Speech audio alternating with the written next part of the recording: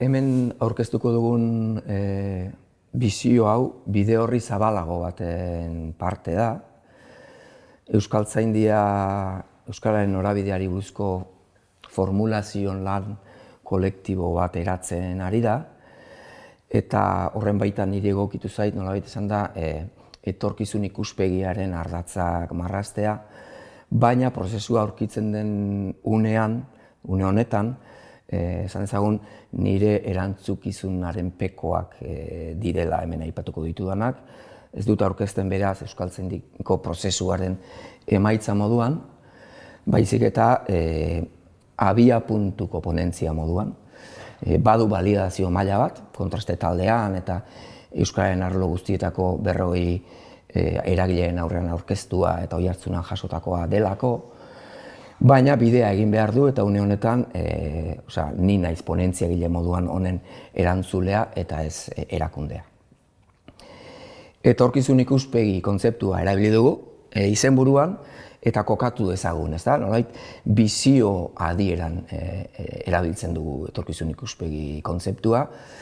Etorkizun ikuspegia edo bizioa ez da etorkizunari buruzko ikuspegia edo gogoeta edo aurrikuspen edo asmo batzuk lantzea. Ez da etorkizuna marraztea. Ez da etorkizuna desioetatik lantzea ere. Ez da etorkizuna irudikatzea. Ez da aurrikuspen egokiak egitea ere, hori dena bada, baina gehiago da, etorkizun ikuspegia. Esan dezagun, prozesu kolektiboetan eta bereziki arnas luzeko prozesuetan giza multzo bat kohesionatu, motibatu eta norabidetzen duen etorkizuneko hortzimugaren marrazkia dela, ezta? Guk hemen etorkizun ikuspegia deitzen diogun hori, ez da. Estrategia hitza erabiltzen dugu nonahi, eta gehiago eta nola nahi, baina estrategiak bizioaren alabak dira. Etorkizun ikuspuntu kalitatezko batetik sortzen dira ildo estrategiko eragile eta artikulatuak, eta estrategiak artikulatzen dituen norabide hori izango litzateke bizioa, ez da. Egia da, asko ugaritu direla nonahi, ez da, amiak eta kontzeptu estrategikoak, baina azken 25 urtetan zerbait ikusi eta ikasi badugu izan da hori, ez da. Nire kasuan, ez da, kooperatiba gintzan, edo gure unibertsitatean, edo oro har herrigintzan, norabideak ekoizteko defizit handi xamarra dagoela, nahiko kamustua dagoela, ez da? Bizio gaitasun hori paradoxikoki nun nahi eta gero eta etengabeago plan estrategikoak egiten ari diren garai honetan ere, ez da? Bestelako ariketa batzuk eskatzen dituelako. Esan dezagun, ariketa konplexuenetako badala, prozesu kolektiboetan, etorkizun ikuspegiena, eta konvergentzia bat eskatzen duela, ez da, nolabait 3 ariketen konvergentzia bat gutxienez, ez? Batetik, iraganeko gakoen ezaugarriak sakonki ezagutzea, nondik gatozen, bai? Eta digestio kritiko baten bidez integratzea, ez da? Horiek, iraganeko gakoak, norabide berrien sustrai moduan. Bestetik, egungo egoerari buruzko diagnostiko zorrotz bat eta ikuspuntu panoramiko eta aldiberen sintetiko bat izatea, ezta? Non gauden, zer ari zaigun gertatzen. Eta azkenik ariketarik zailena, ezta? Nolabait, norabide traktoreen edo trakzio gaitasuna izango duten iparrak marraztea, ez da? Horrek eskatzen du jatetik informazioa asko manejatzea, angelu ugari manejatzea, aurreko ariketa biak iraganekoa eta diagnostikoarena kalitatez eginak edukitzea aurrez, sormen dosi bat, baina hori ez da nahikoa, ez da? Nolabait ez da kontua sintesi bat egitea, baizik eta nolabait sintesiak izan behar du gezi forma, ez da? Guztiarekin posibilitate lerro bat marraztu behar da, eta posibilitate lerro horrek eduki behar ditu ezaugarri batzuk, ezta? Batetik, ametsa edo proiekzioa edo utopia dosi bat, desio nahi duzunaren dimentsio eduki behar du, eta bestetik uste duzunaren gertatuko dela, uste duzunaren dimentsioa ere bai, ez da? Prospektiba errealistaren, realitatearen eta joerak ezagutzearen dosi handi bat, ez? Perspektiba eta prospektiba txirikordatu edo nahaztu behar ditu. Zentzu hortan esan ezagun, bizioa ekoiztea erraza dela, edo nolabaiteko amets bat ekoiztea edo formulatzea erraza dela, baina kalitatezko bizioa ekoiztea dela behar bada hemen kontua, ez da? Kalitatezko bizio batek izan behar duelako komunitate baten aktibatzailea, trakzio gaitasuna duena, motibatzailea eta bizigarria, baino aldi berean sinesgarria. Eta bukatzeko nolabait izan da, bizio batek izan behar du gakoak, ez gakoak, kako zentzu hortan, kakoak edo gantxoak uzten dituena hor estrategiak, estrategia hildo eta multzoak engantxatzeko edo lotzeko, ez da? Hori litzateke pixkat, ez? Egitasmo zabalago honetan hartu dugun asmoa. Hemen aurkeztuko duguna abisatzen dugu behin da berriz, sintesi bat da, are gehiago esango nuke, sintesiaren sintesi bat dela. Esango ditugun gauza askoren atzean gehiago dago, gogo eta luzeagoak daude, askotan liburuak daude, beste ponentzia partzial batzu daude, datu asko dago. Hemen ditugun mugengatik, sintesiaren sintesi bat azalduko dugu, oso kontziente izan da, gauza asko ari garela kanpoan uzten. Eta uste dut, entzuleari begira, ez dela hainbeste, ez dela hain importantea zer falta den, falta direlako hemen gauzak eta badakigulako falta direla, kontzienteki. Baizik eta galdera zuentzako gehiago da, ia hemen planteatzen dugun ezurdura egokia den. Ia egitura egokia eman diogun, nolabait hemengo elementu multzoari bizio bati begira, ez da? Bestetik, hartzailea euskaltzaletasunaren mundua balitz, beste gauza asko ere esan liteke, gauza asko esan liteke, baina kontua exigenteagoa iruditzen zaigu, ez? Irudikatzu dugulako bestelako funtzioak dituela, ez? Proposamen honek, gure geometria politiko askotarikoan, eta bestetik eragile gama zabal batean eragiteko asmoa duelako. Esan dezagun, sukalde lan konplexu batean kokatzen dela, aurkeztu nahi duguna. Ez dela sektore euskaltzaleak asetzeko egindako ariketa bat, ez delako exigentzia batzuk badituela, sensibilitate eta angelu posible asko kontutan hartu eta mugitzeko arrago bat sortzeaz ari garela. Hemen aipatu dugun bide horri zabalago horren baitan, eta hor kokatzen dela, nolabait ponentzia honi eskatzen dioguna, eta hori bizkarrean hartuz abiatzen garela. Behar bada, hitzaldiko entzule hoi, iradokiko nizueke ez entzutea edo ez begiratzea hemen aurkeztuko dugun honi bakoitzak bere txokotik edo bakoitzak bere arlotik. Ez da erreza hori eskatzea, baina hori ere ariketa bada, ez da? Oda norbere angelua edo norbere txokoa, norbere arloa, minutu batzuetan pixka bat ahaztea edo abstrakzio zabalagoa egitea, ez da? Uste dut hortik entzutekoa dela ponentzia hau, ez da? Orokortasun alegin batetik, laguntzen badu, aitortzen dut niretzat importanteak diren zenbait txoko edo arlo batzuk ere hemen ez direla agertuko ponentzia honetan, edo nire honek duela urte ez gehiegi idatzitako gai honetaz idatzitako liburuan niretzat funtsezkoa ziren gauza batzuk ere hemen ia ez direla ageri, ez? Behar bada hurrengo maila batean agertuko lirateke, baina ez marrazki nagusian, ez da? Beraz, hau esanik, sarrerako kokapen honen ondoren, has gaitezen mamiarekin, ez da? Ez duki bizioaren formulazioa iritsi aurretik, beste hainbat elementuren egitura atzematen saietuko gara. ohartuko zarete egitura hitza dexente agertzen dela hitzaldian zehar, egitura horien sintesiak agertzen saiatuko garelako. Lehenengo atal honetan ibilbideaz hitz egingo dugu, nondik gatozen, eta horren pixkat egitura bat planteatzen saiatuko gara, ezta?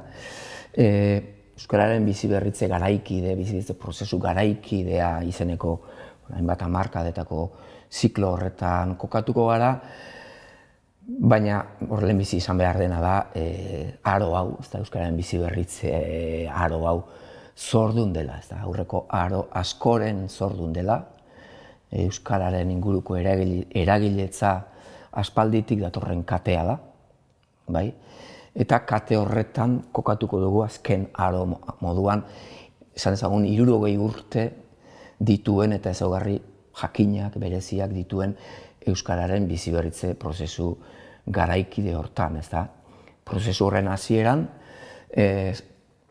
Euskararen komunitatearen esnatze bat gertatzen da, ez? Erreakzio bat, ez? Erreakzio bat, egitasmo sendo xamar batekin, eta hortik abiatutako ekinbide multzo batekin, ez? 60 urteko aro honen aurretik datorren, eta 60 urtetik ona garbiago identifikatu dezakegun aro honen hasieran identifikatu dezakegu amets bat, bai?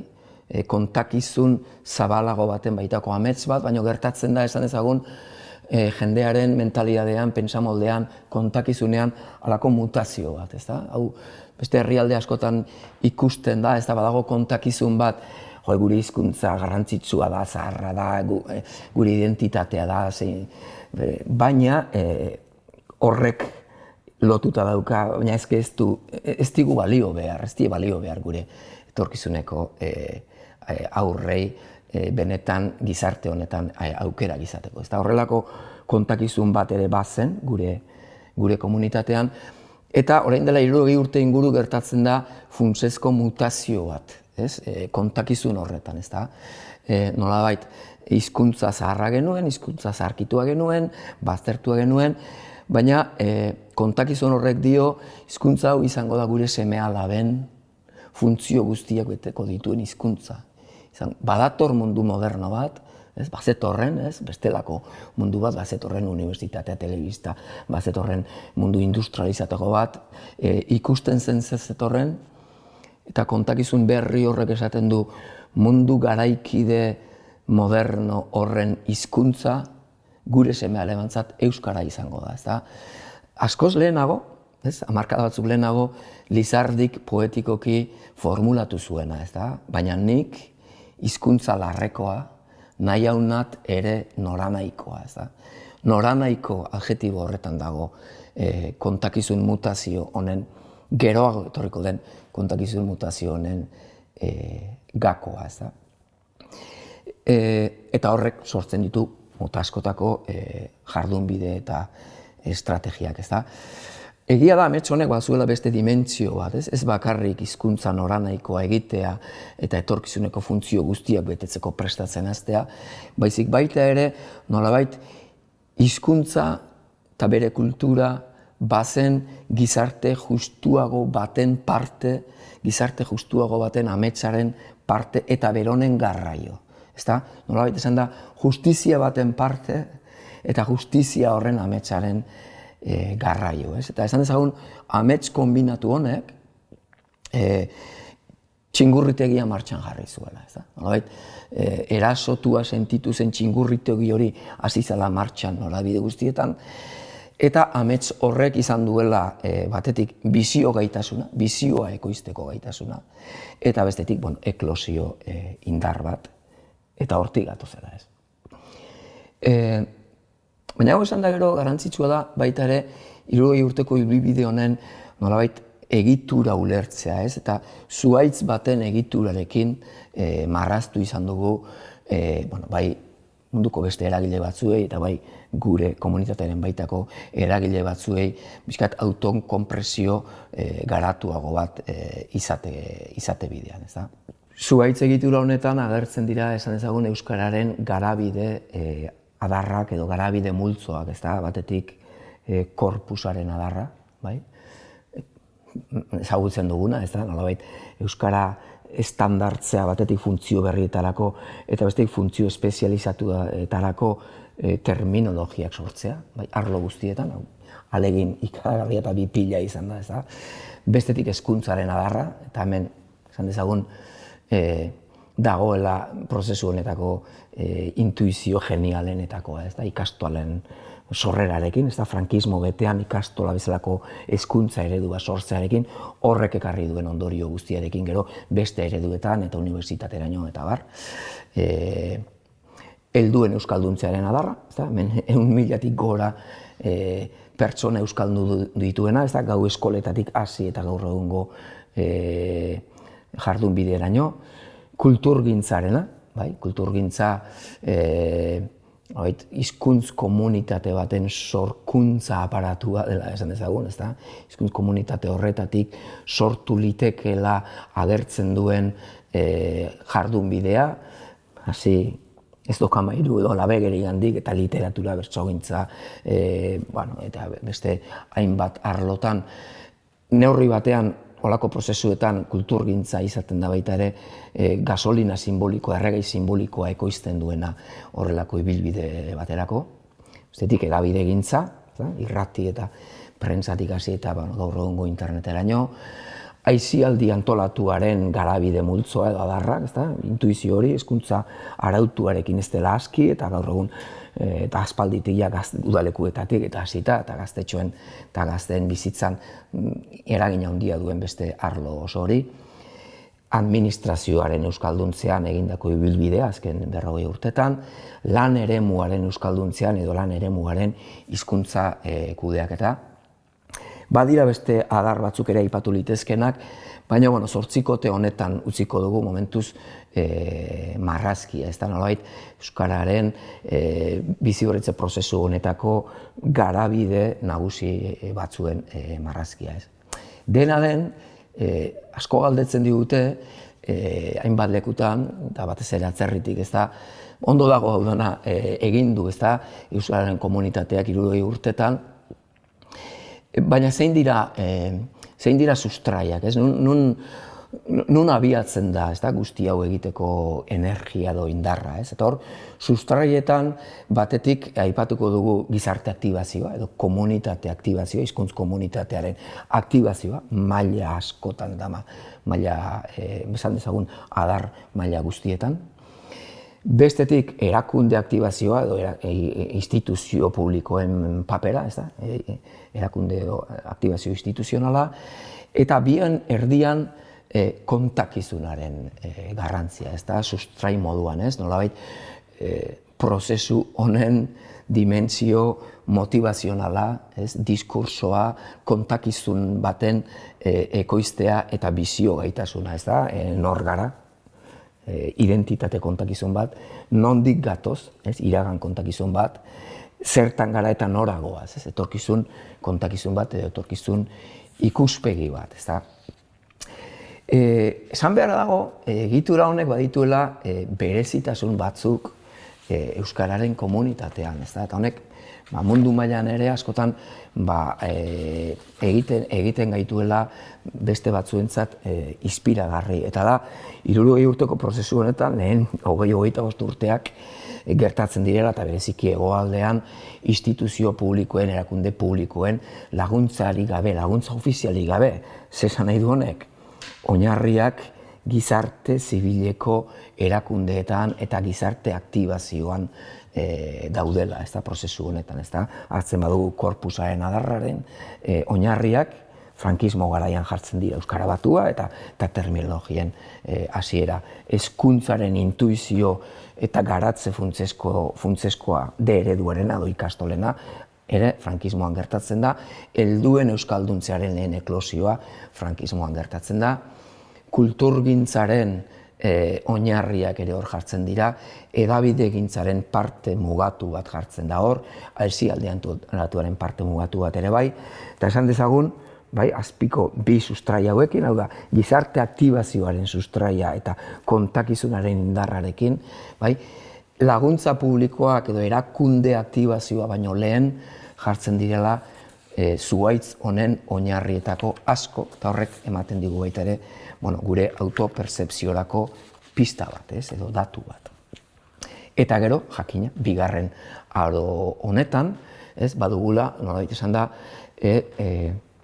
funtzio eta rol kombinazio bat gizarte aktibaziotik datorrenaren eta erakunde aktibaziotik datorrenaren artean, korpusean, hezkuntzan, helduen euskalduntzean, kulturgintzan, edabidetan, aisialdien tuloetuetan, badago erakunde publikoen laguntza funtsesko bat eta aldi berean gizarte zibiletik manejatutako eta mugitutako erakundeen azpiegitura lan bat oraindik ere erabakigarria dena, beste adar batzuetan, adibidez administrazioan adarrean, jakina, horretan erakunde publikoek dute protagonismo ia osoa, lan eremuan ere, hasieratik daude biak, teknologiaen adarrean ere hasieratik, eta, esan dezagun, hauxe dela, gure argazki kombinatua, eta galdetzen badugu zein diren euskararen biziberritze prozesua zorua ematen dioten erakundeak edo hoien azpiegitura osatzen duten erakundeak horrelako mapa bat agertzen zaigu, batetik borobilean mota guztietako euskararen gizarte erakundeak, gizarte zibiletik gobernatutako eta sustatutako erakundeak bai korpusean, bai hezkuntzan, bai kulturgintzan, bai edabidetan, bai hasialdi antolatuan, zientzia teknologian arloan, lan eremua euskalduntzea sustatzean, eta bar, Eta bestetik, azpiegitura publikoak, Simplifikatzeko jarri ditugunak, erakunde orokorren euskara zerbitzuak, udal euskara zerbitzuak, eskola publikoa, unibertsitate publikoa, euskal irrati eta telebista publikoa. Eta nolabait denak bustitzen eta denak kudeatzen hizkuntza politika publikoak. Nolabait esan ezagun, badugula horrelako matrize kombinatu bat gure euskararen biziberritzearen eragiletza. Iruditzen zaigu baliagarria izan daitekeela, ibilbidearen egituran honetan edo hobetu batean, baina apurua sakontzea egin dugunaren autokonpresioan pixka bat hobetzeko, eta autokonpresio honen metafora moduan, metafora arriskuak baldin baditu ere, irudi batekin esan dezakegun prozesuaren hasieran hizkuntza komunitatea minbizi bat detektatzen duela, minbizi bat, behar bada ez da irudirik egokiena, minbizi askotan tokatu egiten zaizulako, eta kasu honetan minbizi induzitu bat delako, baina nolabait esan da, gaitz serio bat, izan duela eta duela hizkuntza komunitateak, hau da, erreakzionatzen ez baduzu kolapsora zaramatzan gaitz bat, eta 60 urte hauetan gaitz horren edo minbizi horren kontrako terapia bat martxan jarri duela hizkuntza komunitate honek, terapia partzial eta erren bat, baina nolabait esan da terapia esperimental bat jarri duela martxan. Hemen ikuspuntu asko buruzatu daitezke iraganaren ziklo honetaz, badira minbiziaren realitatea gehiago azpimarratzen dutenak, edo eta terapiaren ezintasunak aipatzen dituztenak, beste batzuk berriz gehiago azpimarratuko dute terapian aurreratu den guztia, eta barrez hor egon litezke analisi autu desberdin oso legitimo eta beharrezkoak, eta aldarte autu desberdinak ere bai, baina hori asumituz iruditzen zaigu egin behar dugula honetan aurrera. Bigarren atala izango litzateke egoeraren egitura, ez ja iraganaren egituraz, baizik eta egungo abagunearen edo egoenaren egitura.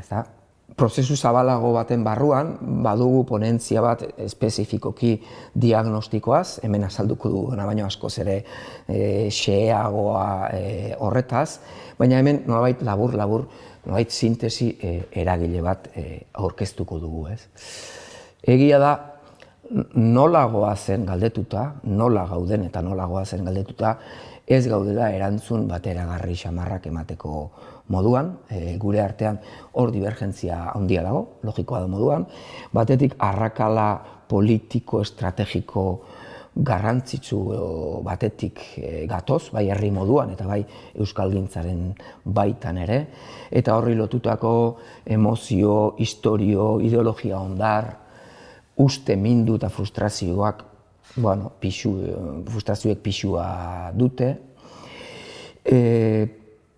Uste dugu badaudela arrazoiak, baditugula arrazoiak ikuspuntu desberdin horiek mahai batera biltzeko, eta galdera egin dezakegu, eszeptizismo apur batekin, ia egin dezakegun hori mahai batean esertzea, aspalditik ezagutzen ditugun leporatzeetan, frustrazioetan, eta banatu gaituzten arrakaleen ariketa psikologiko horietan trabatu gabe. Ni baiezkoan dago, behar dugulako, eta momentu horretan horretara deituta gaudela uste dugulako. Hala ere, uste dut, bitasun bat gutxienez kudeatu behar dugula, nola goaz galdera horren aurrean, txamponaren bi alde, minimoki, batetik txamponaren alde batek esaten du ez gaudela ondo, eta gaixotasuna serioa dela, minbiziaren aldea nolabait esan da, minbizia izan badugu, minbiziak jarraitzen duela, eta gainera konplikazio gehigarri batzuk dituela azken aroan, hau da oroar gure gorputza ez dagoela ondo, eta munta handiko desafioak ditugula sendatze prozesu erren honetan eta gaixotasuna ez dela gripea, nolabait esan da. Baina beste aldetik txamponaren beste aldeak dio egin duguna ikaragarria izan dela. Aurrekari gutxi, munduan aurrekari gutxi duen prozesu bat egin dugula, munduko hizkuntza minorizatuen eta estaturik gabeko hizkuntza askoren tropeletik tiraka doan txirrindularia gara, momentu honetan, ikuspuntu global batetik, eta egin dugun eta egiten ari garen ibilbideak elementu inspiratzaile, esperimental eta estimagarri asko duela, handia dela, nolabait esan da, egin duguna eta egiten ari garena, hori ere badela txamponaren beste aldea, Bitasun horretan zeri eman lehentasuna, nola ikusi nahi dugu botila, betea edo erdi hutsa edo erdi betea. Hori alde autu bat izan liteke, oso zilegia, baina behar bada zentzuzkoagoa da ohartzea, ez da bakarrik botila nola ikusi nahi dugun, baizik botila horrek zuloa duela, eta likidoa galtzen duela, likidoa betetzen ari garen neurri berean, eta hori dela galdera, Beste metafora bat ere erabili izan dugu azken urtetan, eta da Urbiako metafora, Arantzazutik abiatu baginen aizkorrira iristeko, aizkorri mende tontorra ulertzen baldin badugu euskararen komunitatearen garapen oso xamar bat, Esan dezagun 60 urteko ibilbidearen ondoren Urbiako lainopera iritsi garela, Eta metafora horrek adierazten du batetik meritu handiko ibilbidea egin dugula Arantzazutik Urbiara, igoera dago, eta 60 urteko igoera izan da, eta meritua barreiatu egin behar dugu norabide askotara.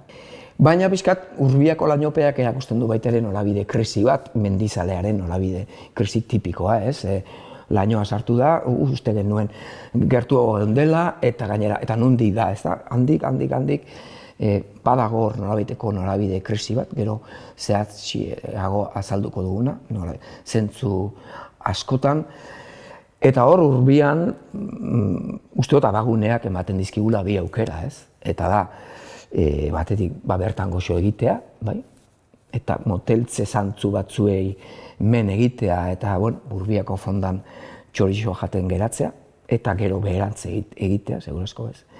Eta beste aukera da, neska mutilak, goazen bigarren ziklo bat, goizen aizkorri enkaratzera. Hemendik aurrera horrek eskatzen duen guztiarekin, Kike Amonarrizek aipatu izan du inpase hitza, inpase moduko batean dagoela, esango genuke une delikatu batean aurkitzen dela euskararen biziberritze prozesua, inpase hori marrezteko esan liteke, alde batetik ezagutzan aurrerakada handiak eman ditugula, ia ezagutzaren unibertsalizazioa esparru batzutan, gune geografiko batzutan, atzma miez ukitzeko aukerak amestu ditzakegula, baino beste aldetik, beste hainbat arlo argi gorriak ematen ari zaizkigula, ez da? Arnazguneetako bilakaera, gure kulturgintzaren erreferentzialtasuna ahultzea, telebistako bezalako elementuen gainbehera edo kresia, kontsumoaren fragmentazioa, eta bereziki erabileraren kurbaren estankamendua eta abarrez. Guzti honen atzean, eta eragile moduan, asko simplifikatu beharko genuke, baina esan dezagun eragin eta munta handiko ingurune aldaketa bat bizi dugula, bai? Mila adar eta elementu asko simplifikatzeko esango genuke batetik gizarte aldaketa bat, bai? Hiperkapitalismoak, hipermodernitateak eta globalizazioak dakarren gizarte burubide aldaketa bat zentzu askotan, eta igual hizkuntzari begira esanguratsuenetako bat, nolabait atxikimendu modalidadearen aldaketa belaunaldietan, ez bakarrik belaunaldi berrietan, baita ere ez hain berriak garen belaunaldietan ere, zapping gizarte bat dakar hiperkapitalismoak, menu zabalean mugitzen den gizarte bat eta atxikimendu ahulagoko bat. Eta hau dator segurazko hizkuntzaren alegin bipilak oraindik ere beste konpromiso eta atxikimendu kolore bat eskatzen duen garaian. Beste hainbat elementu daude, migrazio fluxu bitarikoak, populazioaren zahartzea, eta abar asko luzatu gintezke gizarte aldaketa globalak gurean ganduen eraginean, baina uste ezagun hor formaluta gizarte aldaketa batetik, eta bestetik teknologia aldaketa, ezta? Eta teknologia aldaketari lotutako beste hainbat transformazio, kontsumoaren fragmentazioa, eta kontsumoaren fragmentazioak gizarte fragmentazioa dakar. Eta gizarte fragmentazioak euskararen biziberritzea bezalako komunitate ahalegin bati hainbat adarretan eragiten dio, ezta? Katalanak ere ari dira esaten, ezta? Globalizazioa eta digitalizazioa espero gabeko bi inpaktu handi izaten ari zaizkiola katalan komunitateari, hizkuntzari, eta galdegai berria dakartzala mahai gainera, ezta? Zer esanik ez, gurean ere horrela edo are gehiago gertatzen ari dela. Eta guzti honen inpaktua ez da soilik lehen aipatu ditugun adarretan, adar guztiak baitira eraginak aipatu dugun ingurune aldaketa honen bidez, baizik baita ere sustraian ere, bai gizarte aktibazioan eta bereziki kontakizunean berean eragiten du gizarte aldaketa honek. Aipatu ditugun eragin hauei, eragin berriago hauei, esan ezagun, gehitu behar zaizkio gure ezintasun eta zailtasun estrukturalak. Ezagutzen ditugunak, baina ahaztu behar ez direnak. Batetik, gure hizkuntza komunitatea lurralde politiko desberdinetan banatuta daukagu, eta botere politiko mugatua daukagu nolabait, izan da, ez daukagu nolabait hizkuntza politika oso eta bere gain bat egiteko aukerarik ez dugu, eta ez dugu izango, ponentzia honetan planteatzen dugun 25-30 urteko ziklo honetan. Hori da zapaltzen dugun lurralde politikoa, bestetik demografiaren egitura, demografiaren agin egitura, migrazio fluxu bitarikoak, eta bereziki demolinguistika, oraindik ere ez da, demolinguistika edo hizkuntzaren demografia sorgina ere bada zapaltzen dugun zorua. Egoeraren marrazki sintetiko honetan diagnostikoa kokatuko dugu orain eragiletzan, hizkuntzaren eragiletzaren diagnostikoaz zertxo bait esan da, baita ere, aitortu behar dugu, hizkuntzaren eragiletza antolatua interes sortuen sare bat ere badela, ez hori bakarrik, zorionez, baina hori ere bai, ez da? Azpiegitura moduan egonkortu diren euskararen inguruko erakunde eta sektoreek badituztela sektore interesak ere, ez da? Hau da, zuzenean edo zeharka euskaratik bizi edo euskararen bizi berritze prozesutik bizi den edo hortik jaten duen pertsona eta erakunde multzo bezala ere askotan ulertzen dela sektore hau, eta sortzen duela mesfidantza puntu bat, bai, arlo politikoan eta beste hainbat eragileren aurrean, ez da? Eta badugula hor zilborkeria puntu bat ere, ez da? Askotan badirela gune eta sektoreak euskalgintzan euskararen zilbor sentitzeko joera dutenak, hor dugula joeratxo estruktural bat, baina, sektorearen interesak zaintzea dela gauza bat, eta horiek bigarren mailan utzita norabidei buruz modu orokorrean pentsatzea beste gauza bat. Egoeraren egituraren marrazki honetan, gehien bat arlo kezkatuak edo kezkagarriak izan dira, egoeraren potentzial positiboago bat aipatzeko, beste zerbait ere identifikatu liteke, eta da aukera leiho bat.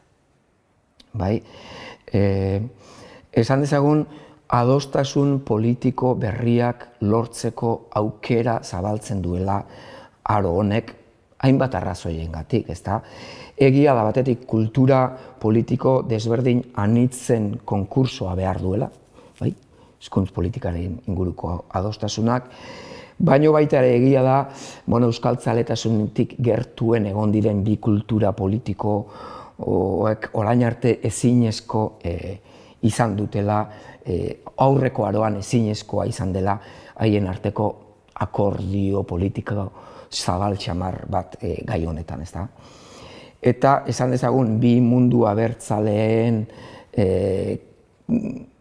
gai honetan, bi mundu abertzaleen karril hori sendatzeak ireki dezakela aukera leiho bat, bai beste kultura politiko zabalagoen akullu moduan, eta nolabait bai arlo politikoan geometria aberatsago bat sortzeko aukera moduan, eta horri oraindik heltzeko gaudela, eta segurazko ez gaudela honetan ere, beste 10 urte galtzeko aldartean. Egoeraren marrazkiarekin bukatzeko, aitor dezagun, badakigu, ez dugu hemen konsensu pretentzio handirik, badakigu ikuspuntu desberdina daudela ez bakarrik iraganeko ibilbidean, baizik eta egungo analizian ere bai, pesimismo eta optimismo dosi desberdinak har ditzakegula honen baitan. Behar duguna dela aurrera joateko sintesi eragile bat eta oinarri batzuk partekatzea zer egin behar dugun galderari begira, ez da? Eta egoeraren marrazkiarekin bukatzeko ikuspuntu desberdinek har dezaketen oharpen bat, ez? Eta da, gauza asko egin ditugu. Eta balorazio desberdina egin dezakegu hiei buruz, baina orain arte egin duguna egitearekin ez dugu aurrera egingo. Oharpen hori abiapuntu hartuta, orain arte egin duguna asko izan da, baina orain arte egin duguna egiten jarraitzearekin ez dugu aurrera egingo, eta hori hartzen dugu akullu hurrengo ataletarako. Iraganari eta abaguneari nolabait egiturazko begiratu bat egin ondoren, eta etorkizun ikuspegiaren gakoak marrazten hasi aurretik, eragiletzaren egiturari begiratu behar diogu. Euskararen eragiletza apur bat hobeto enfokatzea beharrezkoa delako gero esango ditugun gauza batzuk ulertzeko, ezta? Euskararen biziberritze prozesuaren eragiletza kokatzeko eta hiztun komunitatea beraren eragiletza ulertzeko behar dugu analisi instituzional egiten dena baino apur bat konplexuagoa, ezta? gure gizartea bera ulertzeko ere ezinbestekoa duguna, ezta? Nik deituko nioke gizartearen analisi instituzional hirukoitza, ez da? Hau da, publiko versus pribatu binomioa oso mugatua da, oso disfuntzionala da, bai gure gizarteak ulertzeko eta bai hizkuntza komunitateen dinamikak ulertzeko, ez da? Egia da, banaketa guztiak direla mugatuak eta problematikoak, baina askoz doituagoa da binomio hori baino nolabait hiruko analisi instituzionala, ez da? Batetik ditugu kapitala botere iturri duten erakundeak, bai, eta nagusi, gaur egungo kapitalismoan, eta horien logika nagusia, logika lukratiboa, esan dezagun. Bai? Hasi gure herriko karamelu dendatik eta Google-eraino, ez da? Bestetik, estatua botere iturri duten erakundeak, eta hor, horien logika da, logika, esan dezagun, administratibo, burokratikoa edo logika publiko administratiboa, bai? Arlo publikoa deitzen duguna, eta baditugu baita ere gizarte antolatua botere iturri duten erakundeak. Hau da, ez logika lukratibo soilez eta ez logika administratiboz antolatzen diren gainerako eratze, eraketa eta erakunde multzoa, jakina tamainak ez direla berdinak, eta hau nolabait banaketa hau ere bada problematikoa, baditu, esan dezagun, gune hibridoak, bai? Munduko soziologia elkarteko lehendakari ordeak behin Euskal Herria etorrita esan zigun Euskal Herriak zerbait baldin bazuen mundu mailan zela 3 esparru hauetako hibridazioetan duen berezitasun eta aberastasun aipagarri. Ez da, orduan beraz, gune hibridoak ere ugariak dira, baina esan dezagun garrantzitsua zaigula hiru botere logika mota, hiru iturri mota hauen izaera apur bat ulertzea, ulertuko badugu gure hizkuntza komunitatearen eragiletza nola antolatu den iraganean, nola antolatzen den gaur egun, ezta? Eta gure oro har gure gizarteen erakundetzea minimoki ulertu nahi badugu, ez bestela gure iraganean ez dugu gauza handirik ulertuko, ez egungo errealitatean ere eta ez etorkizuneko gure aukeretan ere, ez da. Gure kasuan, euskararen kasuan esan dezagun, hiru hauetatik 2 zirkulotan daudela nagusiki antolatuta euskararen azpiegiturak, ez da, euskararen azpiegitura moduan eragiten ari diren eragileak, ez da. Eta hor badagoela joko banaketa bat, ez, gizarte zibiletik antolatutako erakunde sorta oso zabal baten aldetik eta bestetik sektore publikotik antolatutako erakunde eta tresna batzuen aldetik, ez da. Hemen uste dut esan behar dela ez dela zirkulo bakoitzaren garrantzia eta autonomia eta legitimitatea gutxietsi behar eta ez da gehiegi handietsi behar, ez da. Gune bakoitzak badu bere legitimitatea, arlo publikoak dauka legitimitatea, momentu honetan, duena, ez da, gure gizartean, prozesu politikoek duten legitimitatea, ez da, eta aldi berean bere mugak, gure kasuan gainera, lurraldeek berek ekartzen dizkiguten mugak, lurralde zatikatua dugulako, eta ez dugulako nolabait lurralde osoaren ordezkaritza duen erakunde publikorik, eta bar, ez da.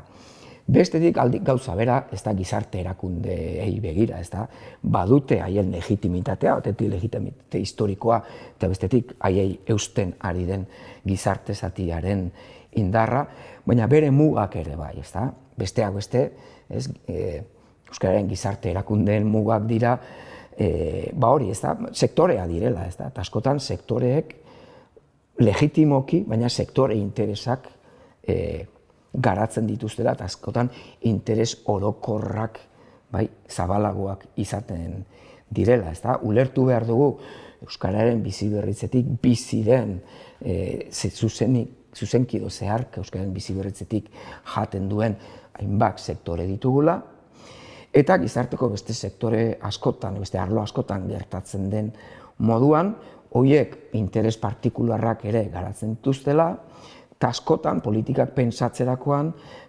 sektorea ez dela beti izaten, fidagarriena, ikuspuntu orokorrak edukitzerako orduan, edo ez behintzat, angelu fidagarri bakarra. Orduan, arlo bakoitzak bere legitimidade maila eta bere mugak.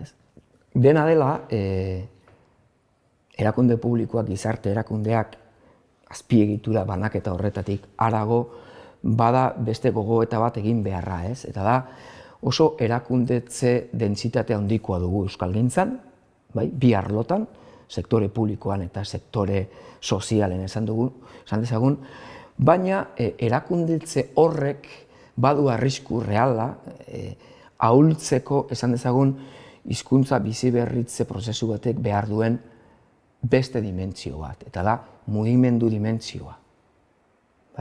Mugimendu dimentsioa edo mugimendu sozial bat da gizartera arlo bateko ametsa, arlo bateko kontakizun eraldatzaile bat proposatzen duena, norabide bat taupatzen duena. Indar sozial hori da, gizarte mugimendu bat. Euskararen biziberritze mugimenduak, Euskararen biziberritze prozesuak esan dezagun, izan du mugimendu dimentsio bat, bereziki hasierako hamarkadetan, eta ia etengabe, baina esan dezagun, erakundetze bikoitz, sozial eta publiko horren poderioz, maila batean ahuldu egin zaigula, mugimendu dimentsioa eta horren beharraz zerbait esango dugu aurrerago.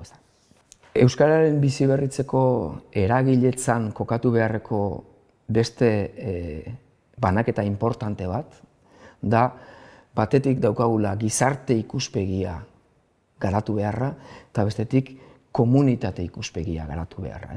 Eta bi horiek elkarrekin txirikordan ulertu behar ditugula.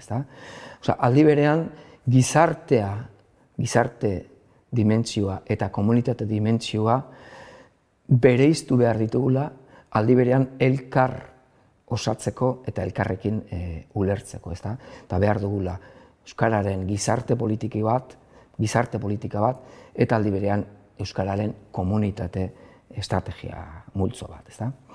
Gizartea deituko diogu lurralde jakin batean bizi den jende multzoari, botere batek marra gorri batzuekin lurralde imaginario bat zedarritzen du, eta hor instituitzen du nolabait bere boterea, eta horri deitzen dio gizartea, eta horri deitzen diogu, nolabait esan da gizartea.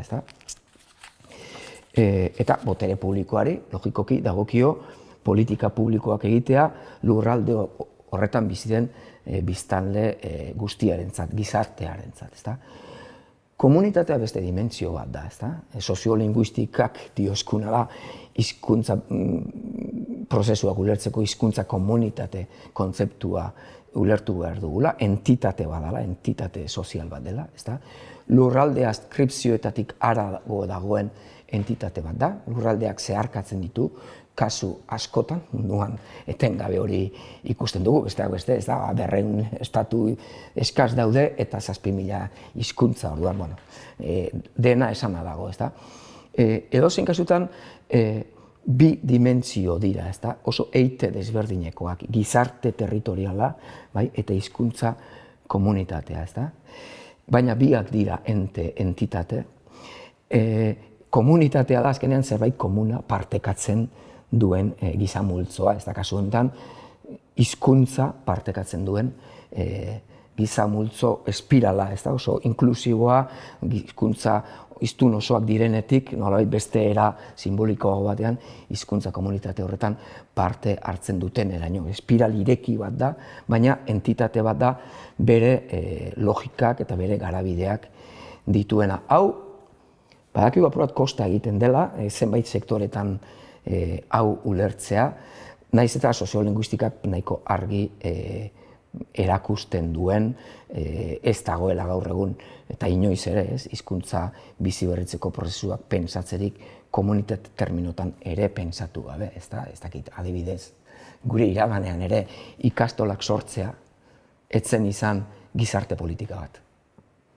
Ikastolak sortzea izan zen komunitate estrategia bat. Euskara batua ere esango genuke izala izan gizarte politika bat izan zen komunitate estrategia bat. Zentzu horretan, eta hizkuntza bizi berritzearen bi soziolinguistika handiak baldin badira Fishman eredua eta Txepetxe eredua, izan zagun biek aintzat hartzen dutela komunitate begiratu hau, eta bereziki Sánchez Carrionek, Txepetxek komunitate estrategian ardazten duela bere ikuspuntua. Komunitate dimentsioa ulertzeko resistentziak badaude, bereziki gure klase politikoan, eta hau ulertzen da baita ere, izan dugun gatazka politikoaren ondorio kolateral moduan ere, ez da hor egon den gatazka politikoaren muinetako bat izan delako instituzio jakin batzuk legitimatzearen indarra eta haiek deslegitimatzeko estrategia ez. Eta hor dagoenean indartzen da legitimazio muskuloa eta horren instituzio publikoei nolabai referentzia ematen diena gizarte territoriala da, orduan ematen du hori dela bakarrik existitzen dena eta komunitatea aipatzeak apur bat dardaratu egiten du, ezta? Hemen baita ere aipatu behar da oro har modernitateak sortu dituen ideologia modernoak, eskerreko naiz eskuineko ideologia modernoek ez dutela sortu hizkuntza eta identitateak kudeatzeko gramatikarik, ezta? Horregatik askotan komunitate kontzeptua ez dela ikusten ere, ezta? Dena den, gure iraganeko kontu horiek ikusita ere garbi dago, ezta? Bi elementu horiek bateratu behar ditugula, ez da batetik gizarte politikak behar ditugu, eta gizarte begiratua behar ditugu, eta botere publikoen esparrua gizarte politikak egitea da, eta bestetik hizkuntza komunitateen dimentsio lurralde zeharkatzailea ulertu behar dugu, eta hizkuntza komunitateen dinamikek bestelako elementu batzuk ere badituzte, trinkotze ariketak egin behar dituzte, hiztun osoen gune simbolikoak osatu behar dituzte, motivazioen erreproduzioa antolatu behar dute lurraldeen gainetik, eta bar, orduan, zantzagun, konbinaketa hori ulertzea edo egitea dela etorkizun ikuspegiaren gakoetako bat. Eragiletzaren egituraz ari garelarik, hizkuntzaren biziberritze prozesu honetan beste gako eragile bati ere emango diogu bere garrantzitsua, eta da kontakizuna. Oinarrizko eragile bat da kontakizuna, diskurso hitza ere askotan. Aipatu izan da, iruditzen zait gaur egun kontakizun terminoa hobeto doitua dagoela esaten ari garena adierazteko, batetik identitate kontakizun bat, nor gara, nortzu gara, ze komunitate eta ze gizarte gara, eta gero identitate horretatik abiatuta nondik gatoz, zer gertatzen ari zaigu, non gaude, eta bereziki noragoa, zer egin behar dugu. Munduko hainbat hizkuntza komunitateetan ere identifikatzen duguna hori da, kontakizunean ari direla likidoa galtzen, askotan ari dira gauzak egiten, jardunbide askotan hezkuntzan, ez dakiz zer, hiztegiak egiten eta bar, baina komunitatearen kontakizunak utzi egiten du, komunitateak sentitzen badu hizkuntza oso garrantzitsua dela, funtsezkoa dela euren identitaterako eta bar, baina euren seme-alabei mundu modernoan bizitzeko eta aukerak emateko ez dira balioko. Kontakizun inkontziente horrek ez du ahalbideratzen benetan hizkuntzaren garapen bat, eta askotan kontakizunean bertan dago minbizia txertatuta. Gure kasuan, nolabaiteko arrakasta izan duen kontakizun batetik gatoz, frankismoaren ondoren loratutako, frankismoan loratutako kontakizun batetik, nondik gatozen, zer egin diguten, nortzu garen noragoa zen. Kontakizun horrek baditu igatze elementu aipagarriak, eta etorkizun ikuspegiaren parte bat, edo zati bat, kontakizuna berregin eta berrosatzea da. Eta eritu zaigu kontakizun edo ponentzia honetan badirela nolabait kontakizun berrosatu baterako hasi batzuk. Eta eragiletzaren egiturako azken puntua, azken galdera izango litzateke nola enfokatu behar dugun euskararen biziberritze bizio hau eta eragiletza hau dugun lurralde banaketa honetan, ezta?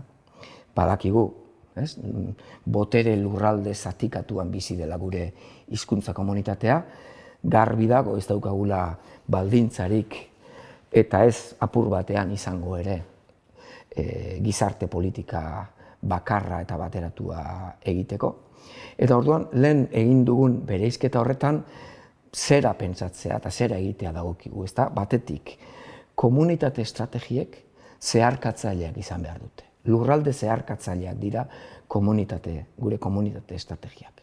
Eta bestetik, gizarte politikak aldiz izan behar dute tokian tokikoak edo lurraldean lurraldekoak. Eta hor, gizarte politikarako bereiztu ditzakegu euskarari begirako gizarte politika aurreratu edo garatuagoko lurraldeak edo esparruak eta gizarte politika apalagoko edo pausatuagoko esparruak.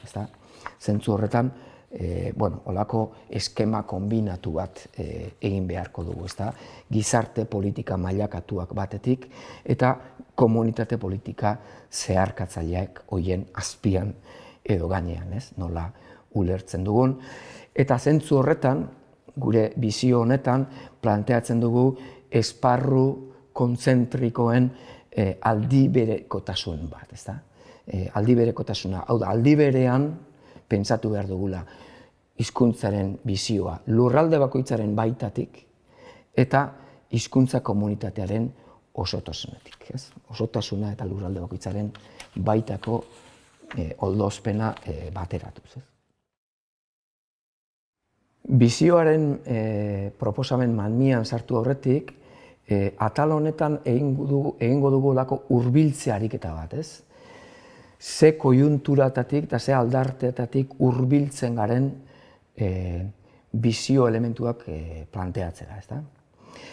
Esan dezagun, zer baino lehen, badagoela gap edo eten handiegi bat, batetik, euskararen prozesuan irudikatu izan dugun helburu finalistaren, eta bestetik, une honetan, egoerak ematen digun argazkiaren artean. Urrunegi daude gure realitatearen argazkia eta gure helburu finalistaren irudikapena, ezta? Eta hori kudeatzen asmatu behar dugu, ezta? Ikus dezagun hortalako, ikusteko nondik hurbiltzen garen argazkiaren negatiboa, ezta? Lehen marraztu dugun zuhaitzaren argazkia, baina negatiboan, ez? Abisatzen dut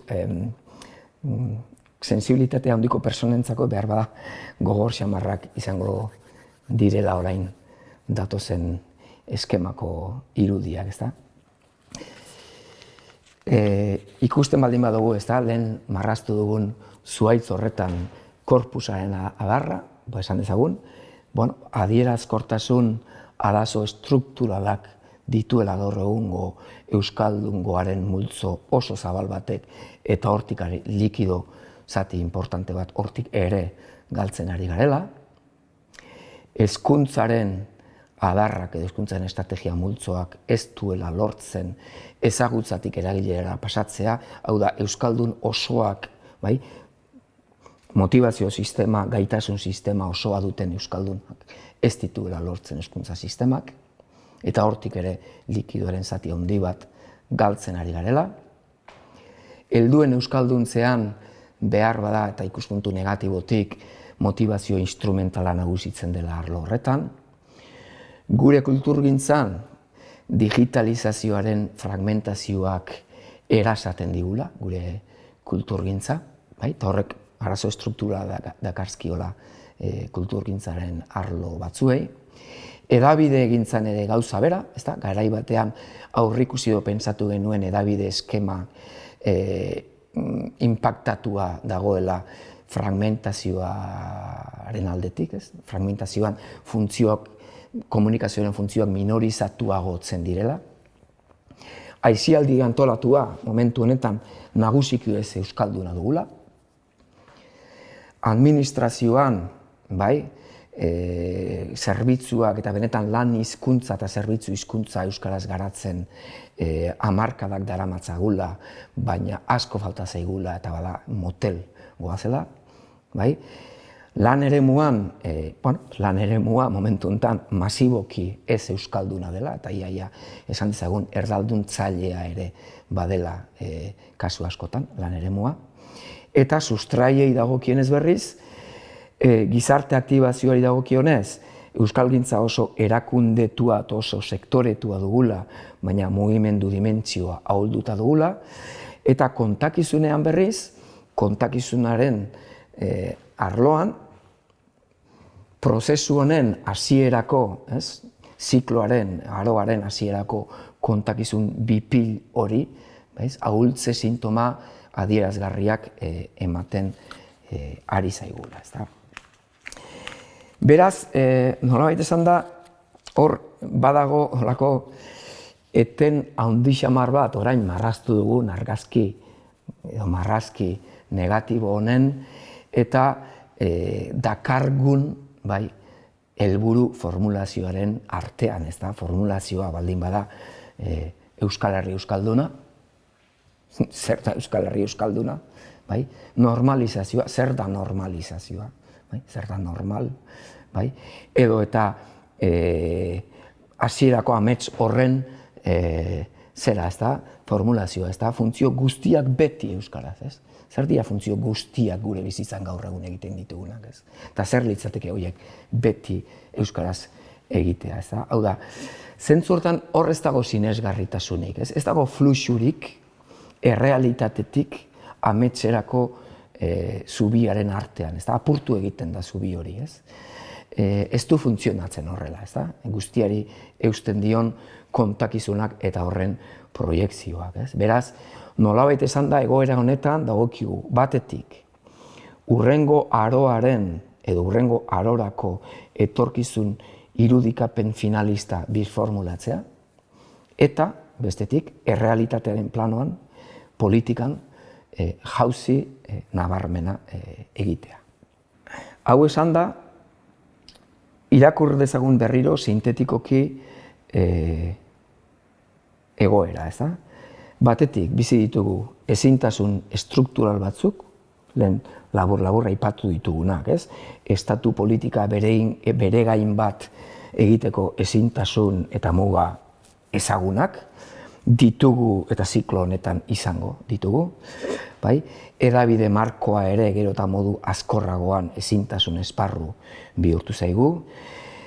Erabilerarako, hizkuntzaren erabilerarako desabantaila linguistikoak ditugu, desabantaila demolinguistiko matematikoak ditugu, bai? Beraz, oinarri zaila zapaltzen dugu, hau da, ezintasun estruktural batzuk ditugu, eta bestetik, ezintasun estruktural horien gainean, ezintasun edo zailtasun estruktural horien gainean, aro berri batek dakartzan inpaktuak. Aipatu ditugu laburtzeko bitan, ez da? Batetik globalizazioaren eta gizarte aldaketaren inpaktua, eta bestetik digitalizazioaren eta azelerazio teknologikoaren inpaktua, ez? Eta bien aldetik, nolabait, individualizaziotik edo hiperindividualizaziotik, aukeren menua zabaltzetik eta komunitatearen fragmentaziotik datorren eragina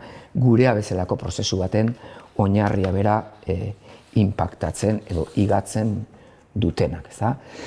Egoera horretan, esan dezagun, arrisku erreala dagoela 60 urteko prozesu hau lokazteko, ez da? Enpantanatzeko, eta atzera joaten has gaitezkela, ilunegi jarri gabe, apreziazio honetan, baina atzera egiten has gaitezkela elementu askotan, besteak beste kontakizunean bertan, ez da? Belaunaldi berriek euskararen prozesuari hartzen dioten usainean, ez?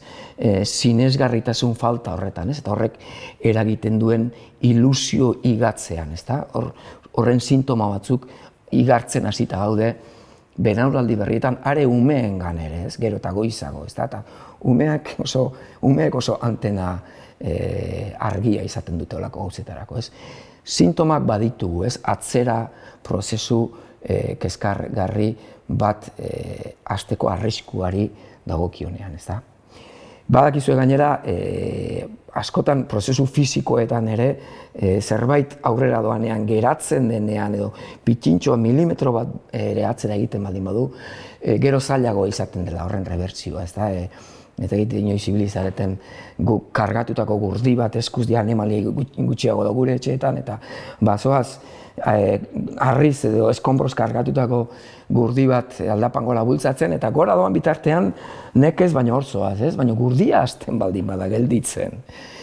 Eta deskuidoan benetan gelditzen baldin bada eta zentimetro bat atzera egiten badu, hasi zaitez berriz gurdi hori aurreratzen, ez da? Triple edo indar laikoitza behar dugu, ez? Orduan, uste dut, momentuak eskatzen digula atzera joateko sintoma batzuk egon litezke, atzera joateko inertziak instalatu aurretik erreakzio bat behar dugu, ez? Eta uste dugu orain dela, une erabaki horrean gaudela erreakzio hori artikulatzeko, ez da? Eta zentzu horretan, hemen planteatzen dugun etorkizun ikuspegiaren elementu klabe bat da, nolabait esan ezagun, kolpe sorta hauen kontzientzia baliatzea mugimendu martzial bat egiteko, nolabait esan, ez? Arte martzialetako mugimendu bat egiteko, ez? Hau da, datorkizun kolpea baliatzea oso ondo lurrean jarri gabe zenuen bigarren hanka atzerago edo hobeto lurrean kokatzeko, ez da? Askotan kolpeak baliatu behar dira baita ere erreakzio egitura bat antolatzeko. Hori da, nolabait hemendik aurrerako minutuetan bizio mailan planteatuko duguna, ez? Bizio terminoetan mobilizatzeko arrazoiak baditugula eta inpaktuoen kontzientzia baliatu behar dugula erreakzionatzeko indar moduan, ez? Eta justu datozen ataletan erreakzio egitura bat proposatzen diogu euskararen komunitateari eta bere eragiletzari. Goazen beraz, ponentziako kapitulo zentralera esan dezagun, ez? Edo mami zentralenera, ez? Etorkizun ikuspegiaren ardatzak proposatzera, ez? Aurretik abisatuko dugu dimentsio desberdinetan proposatuko ditugula ardatzak, bai gizarte politiketan, politika publiko baterako bizio bat, baina baita ere komunitate estrategietan, eta nolabait gizarte mugimendu bati begira, eta beraz, apur bat eskema konplexu xamar batean hitz egingo dugula, baina hasiko gara, bai, eskema horren barruan, hasi gaitezen gizarte politiketatik, eta uste dugu, behar da, gizarte politikez pentsatzerakoan, gizarte politika planteatu behar dela lurralde aurreratuenetatik lehenbizi, ezta? Eta lurralde aurreratuenei begira, nolabait zentzu honetan planteatu litekela eskema berritu bat hizkuntza politikak pentsatzeko, ezta? Honetan, gizarte politikaren arloan, bi kategoria bereiztuko ditugu batetik. Batetik pausoak eta bestetik jauziak, bai? Arlo batzuetan gure ustez pausoak antolatu behar ditugu, ezta? Zer lirateke pausoak? Pausoak lirateke, orain arteko hildoetan jarraituz, sakonduz eta horiek hildo horiek berrituz, baina nolabait izan da orain arteko hildo horietan aurrera egitea planteatzea, ez da, hor urratsak ematea eta estrategiak berpentsatzea. Espalditik uste ari garela esaten, ez, hainbat arlotan estrategiak berpentsatzeko garaia dela, eta lehen marraztu dugun zuhaitz horren adarretako askotan dagokigu estrategiak berrantolatzea, ez da.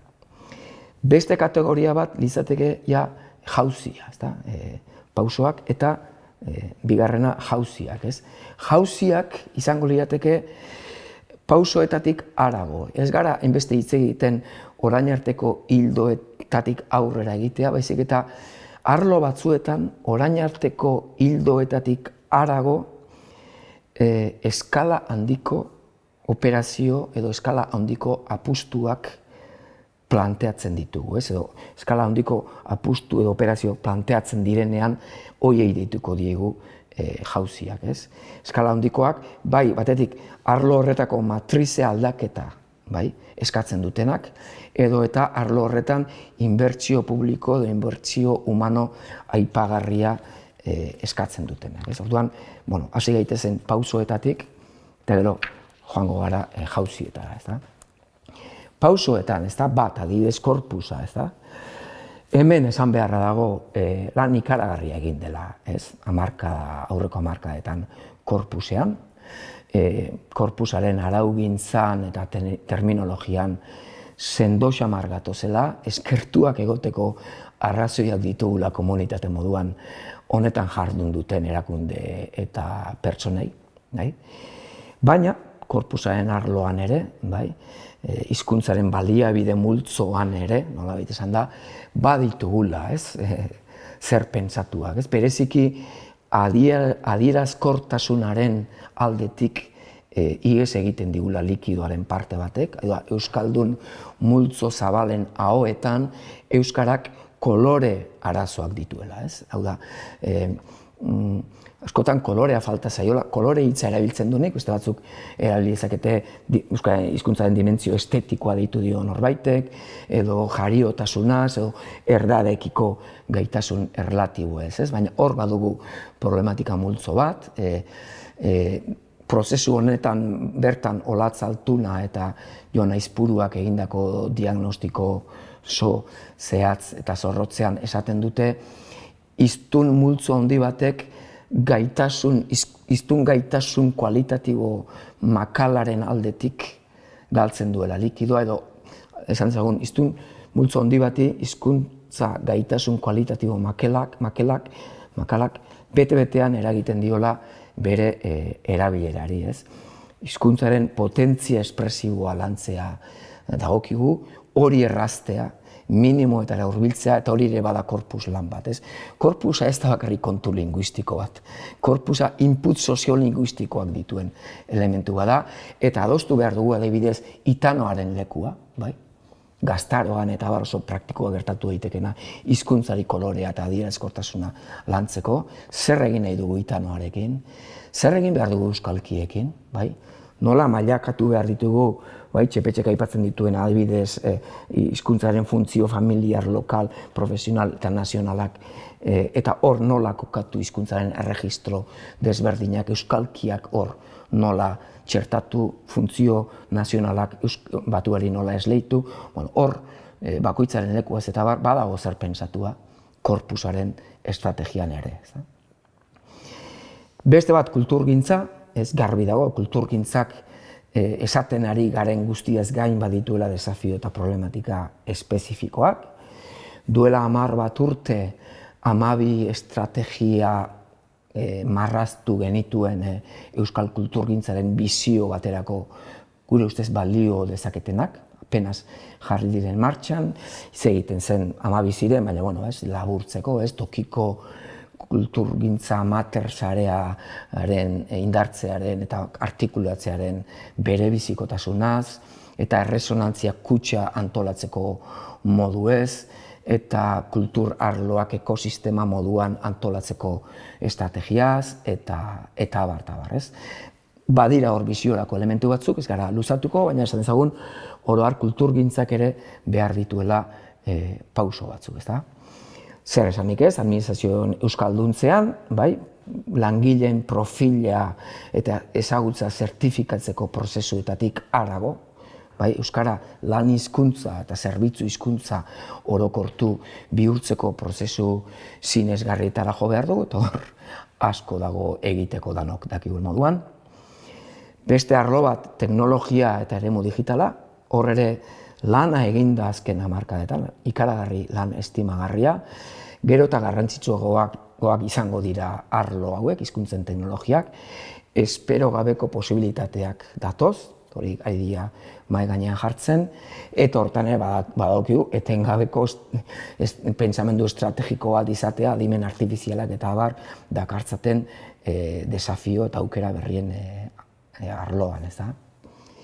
Beste adar bat da helduen euskalduntzea, honetan ere estrategiak berritu beharrean gaude, eta besteak beste gero pixkat aurrerago jauzi handien atalean aipatuko dugun jauzi zentral batek eragingo dio eta eskatuko dio ia euskalduntze alfabetatzeari bere burua berpentsatzea, eta hortaz ere hemen ez gara luzatuko. Beste atal bat, ez da, etorkinen harrera linguistikoaren arloak ere behar du estrategia eta jardunbide sendo propio bat, edo sendo propioak behar ditu, etorkinen harrera linguistikoa antolatzeak. Eta, oro har, esan dezagun, gehiago daudela, ez da, hemen ez daude pausoak eskatzen dituzten adar guztiak, ez du hitz egin adiez, unibertsitate, euskal dentsitate handiko unibertsitate bat beharko genuke, hainbat galdera gehiago ere baditugu, baina, 7 pauso arlo handi hauek marraztu ditugu orokortasun pretentzio erabatekorik gabe, ez da. Eta, 7 pausoak aipatuta gero, goazen jauzietara, ez da? Jauziak, ez? Jauzi hauek behar bada eman dezakete baita ere etorkizun ikuspegi honen ardatzen egituraren marrazki bat, ez da? 4 jauzi arlo handi planteatzen ditugu etorkizun ikuspegi honetan, jakina aurreko 7 pauso horiez gain eta horiekin batera edo bien aldamenean, ez? Lehenik eta jauzi elementu funtsesko bat, lan eremua. Eta hemen bizio honik planteatzen du uinaldi bat, edo munta handiko olatu bat, eskala handiko operazio edo jauzi bat behar dugula euskararen lan eremuko garapenean, ez? 4 arrazoi bide edo 5 landu izan ditugu, hemen ez dago denborarik horretarako, hau oinarritzeko, ez da, batetik ibilbidearena, ez, hor dago eten funtsesko bat, 40 urtetan inbertsio ikaragarria egin du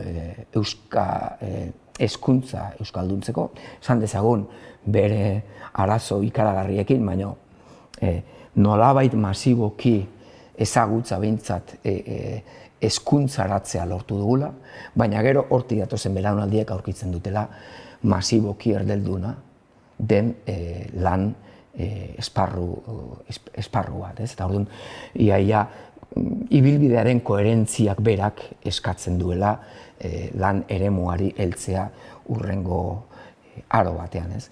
Baita ere ikusten dugu hezkuntza prozesuak sortu duela eta iaia gaur egun nagusi dela euskaldun perfil bat euskara hezkuntza prozesutik bakarrik jaso duena, baina gero bere bizitzan ezertarako erabiltzen ez duena eta bazterrean geldituko zaiona. Eta orduan, lan eremuan eskala handian, jendeari eman ezkero euskararekin kontaktu bat izateko aukera, horrek aukera eman dezakiokeela euskaldun askori zirkulua apur bat gehiago osatzeko. Beste hainbat arrazoi bide ere badaude, arlo hau erlatiboki antolagarria da, gaur egun 25 urteko esperientzia pilotua, baina askoz gehiago dena daia badugu, hau egiten badakigu, nolabait esan da, enpresetako hizkuntza prozesuak ez dira euskalduntze prozesuak, baizik dira patroi konplexu batekin hizkuntza kudeak eta euskara, enpresan egiteko prozesuak, progresiboak izaten dira, motivazioen garapenean oinarrituak izaten dira, adostuak izaten dira, sistematikoak izaten dira, ebaluatuak izaten dira.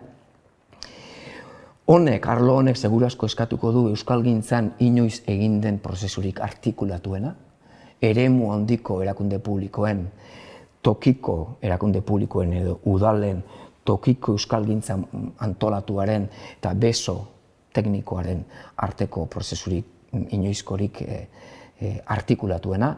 Eta ez gara luzatuko, egia esan atal honetako bizioa garatzen ari da gure prozesunetatik kanpo ere Euskararen aholku batzordea, Eusko Jaurlaritza honetan apustua egiten ari da, eta hainbat ponentzia partzial biltzen ari gara horretan ere, Ziadekok ere honi zenbakiak jartzeko autua edo enkargua hartu du.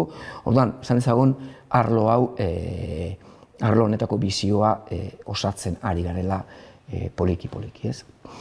Bigarren jauzia planteatuko litzateke aisialdi antolatuan, ez da?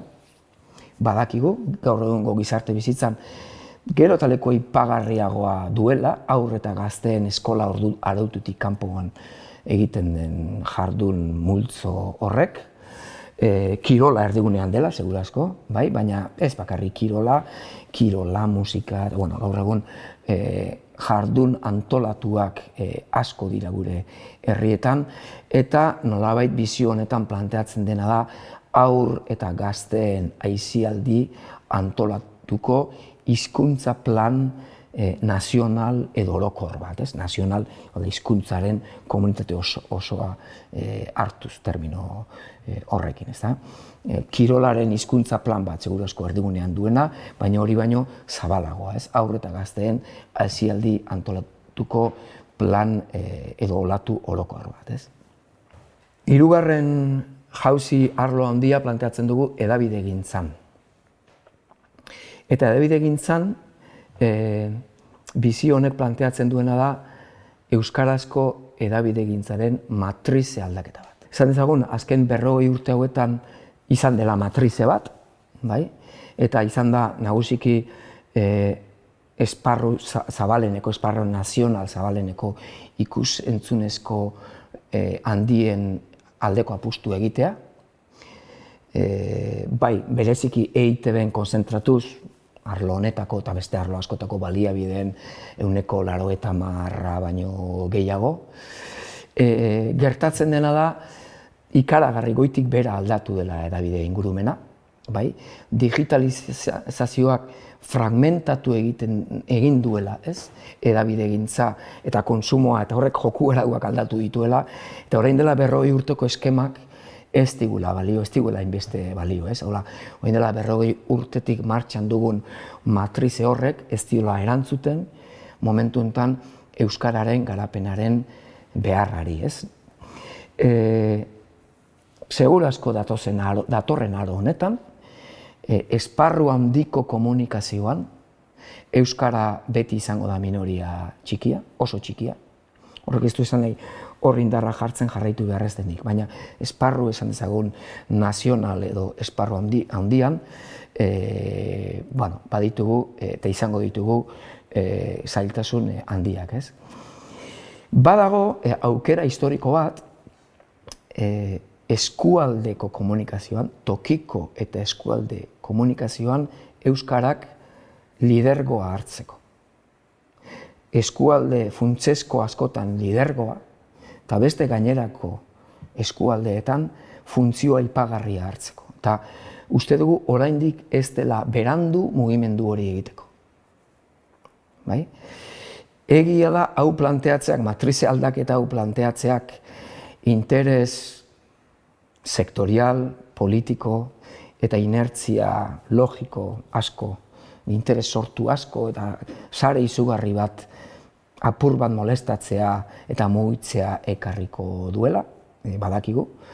Baina uste dugu bizioa lantzeak eta estrategiak berpentsatzeaz ari bagara, ziurrenik aukera hau, momentu honetan ziklo honek ematen duen bizio historiko hau, mahai gainean jarri behar dela euskarazko hedabidegintzaren matrizaren erdigunean.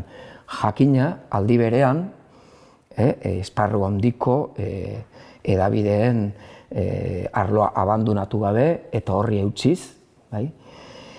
Baina nolabait tokiko eta eskualdeko esparruan lidergoa hartzen dakartzan posibilitateak benetan sakon esploratuz eta hor funtsesko akordio eta gero inbertsio batzuk eginez, ez? Honi gehitu beharko zaio baita ere matrize berri batean bestelako elementu batzuk, adibidez fikzioa euskaraz jasotzeko ondo pentsatutako estrategia bat, bai, plataforma estrategia propio bat, eta beste elementu batzuk, ez? Eta honekin pasako gara laugarren jauzi ardatz nagusira, ez? Eta da hezkuntzan eman beharrekoa, ez? Honetarako abiatuko gara afirmazio batetik, bai? Afirmazioa gogor xamarra da, kezkatu xamarra da, baina nahiko balidatua dela han eta hemen, ez da? Eta afirmazioak esaten du, Euskal Eskolak gaur egun ez duela lortzen, Euskal Eskolak D eredua erdigunean jarrita, ez duela lortzen, 21. mendean hiztun osoak izango diren belaunaldiak sortzea. Zer da hiztun osoa? Hiztun osoa da motivazio sistema osatua daukan eta gaitasun sistema osatua daukan hiztun bat, bai? Gaitasun sorta osotu bat daukan eta motivazio sistema osotua daukan hiztuna izango litzateke edozein hizkuntzatako hiztun osoa. Euskal hezkuntzak D eredu erdigunean dela ez du lortzen 21. mendean hiztun osoak izango direnei horretarako baliabideak ematea. Ez du aski baliabide ematen. Oda, ematen ditu baliabide batzuk, baina ez ditu ematen behar adinako, adibidez, arrazoi bidezko baliabideak, adierazkortasunezko baliabideak, kulturgintza batean eta fluxu batean txertatzeko baliabideak, eta beste hainbat baliabide. Orduan, D eredua berpentsatzera deituta gaude, bai, besteak beste. Eta berpentsatze eta bermoldaketa sakona behar du ereduak berak, eta ona torri behar dute, adibidez, eduki eta kompetentzia askoren berplanteamenduak, berpentsatzeak. Erdigunean jarri beharko da segurazko irakasleen eskala handiko birmoldaketa prozesu bat. Taldekatzeak pentsatzeko gaia ere ekarri behar dugu konplexurik gabe mahai gainera, pentsatu behar dugu nola egin behar dugun, taldekatzeak, egin behar ditugun, gauza asko dago, oroar esan ezagun, Euskararen hezkuntza sistema honetan pentsatzeko, hori izango litzateke laugarren ardatza. Lau ardatz hauekin planteatzen dugun egiturak badakar nolabait esan da, eta modu grafiko batean esateko, mugimendu vertikal lateral bat egitea, hizkuntzaren bizioan. Hartzen baldin baditugu bi aro eta bi arlo handi, izjoko bat eginez, zein dira bizitzaren bi aro handiak, haurtzaro gaztaroa batetik, eta helduaroa bestetik. Eta zein dira bizitzaren bi arlo handiak, arlo formalen multzoa, eta arlo informalen edo ez formalen, hobeto esan da, multzoa, Zentzu honetan, ikuspegi honek planteatzen du daukagun egoera delikatuaren aurrean, eta lehen aipatu dugun mugimendu martziala eginez, hankabat lurrean sendoago jartzeko, beste hankabat sendoago jartzea formaltasunaren zoruan. Beraz, nolabait, etzan egiten dugu eskema, eta azpian oinarri moduan jartzen ditugu bi arlo formalenak, batetik haurtzaroko arlo formala, hezkuntza, eta bestetik helduaroko arlo formala lan eremua. Badakigu lan eremuan asuntua, kontua progresiboa, mugatua eta pausoz pausokoa izango dela, baina bada estrategia bi azpiko oinarrietan hankak sendoago jartzea, edo bigarren hanka ere indartsuago jartzea, eta horrek indartzen duela eskema osoa. Nolabait esan da, jaso behar dugun, eta jadanik jasotzen ari garen, kolpea jasotzeko postura hobea ematen digula, eta hizkuntzaren zirkulazio osoa hobetzen duela. Badakigu, kontziente gara, 7 pauso eta 4 jauzi handien artean planteatu dugun ikuspegi honetan gauzak falta direla, desente falta direla, danak ez ditugu aipatuko, baina bada elementu bat espreski aipatu nahiko genukena, falta diren artean. Eta da, Euskararen erabilerako dentsitate guneen gaia, ezta? Euskararen dentsitate guneak indartzearen lan ildoa ere gaineratu behar zaie 7 pauso eta 4 jauzi handi hauen eskemari, ez? Eta dentsitate guneen lan ildoan batetik arnasguneen plan integral bat behar dugu. Nahiko berriki Iñaki Jurrebasok ere iradoki duen moduan lehentasunarik eta bat egin behar dugulako aspektu hauetan ere. Beraz, arnasguneen plan integral bat batetik eta dentsitate gune ez geografiko, baizik eta dentsitate gune funtzionalen politika bat ere pentsatu beharrekoa da aurretik esandako guztiaren osagarri. Antzematekoa da, ezta, planteatu dugun pauso eta jauzien bizio honek eskatuko duela beste gauzaren, hainbat gauzaren artean, itun politiko bat, ezta, itun politiko eta sozial bat. Euskararen 40, behintzat EAEko Euskararen 40 urteko legearen ondoren, badala unea, ez, gogoeta egiteko, eta nolabait hitzarmen politiko berri bat egosteko hurrengo arorako eta konbentzituta gaude baditugula horretarako zuntzak, ezta? Batetik badikigu, adibidez, bi kultura jakin, abertzale jakinen elkarlan posibleak blokeatuta egon direla 40 urtez estrategia antagonikoak eta borroka armatuak eta tartean izan direlako.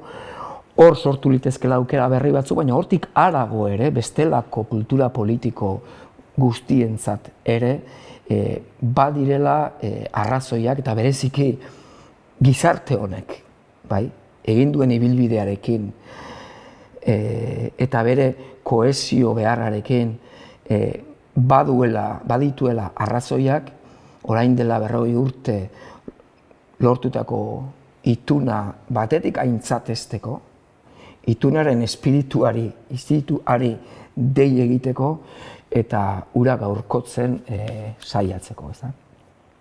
Zentzu horretan, ez, horrelako akordio baten emaitza bezala baita ere, eta hemen planteatzen ari garen bizio hau, bai 4 eta 7ko bizio hau garatuko bada,